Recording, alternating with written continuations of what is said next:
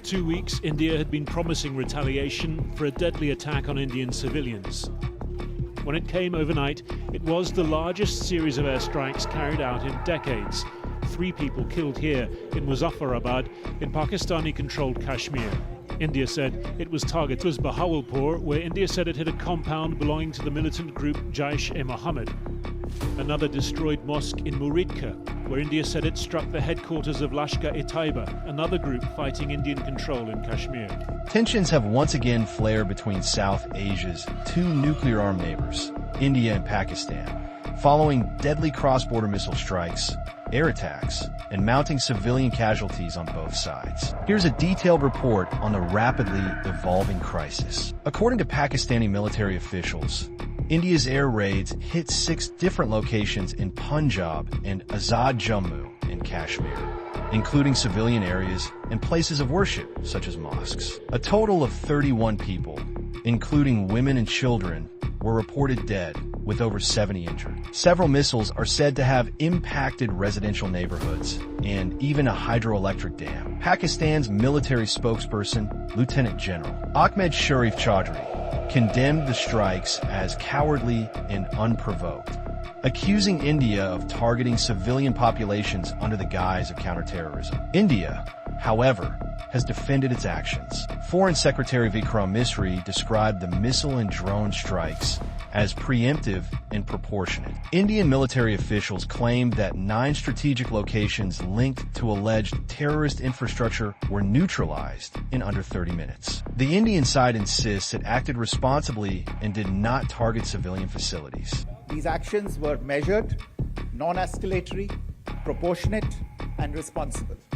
They focused on dismantling the terrorist infrastructure and disabling terrorists likely to be sent across to India. Indian authorities reported that at least 16 civilians on their side of the line of control were killed in retaliatory shelling by Pakistani forces. Pakistan says its Air Force responded swiftly, shooting down at least 5 Indian fighter jets, including Rafale MiG-29 and Su-30 models, as well as an Israeli-made Heron drone. Pakistan maintains that none of its own jets crossed into Indian territory and that it showed strategic restraint during the response. Meanwhile, Pakistani Prime Minister Shehbaz Sharif, in a fiery address to the nation and parliament, accused India of committing acts of terrorism. He vowed to make India pay the price, saying Pakistan reserves the right to respond at a time and place of its choosing. In the aftermath, Pakistan temporarily shut down its airspace, disrupting flight operations across the country. While all airports are now operational again,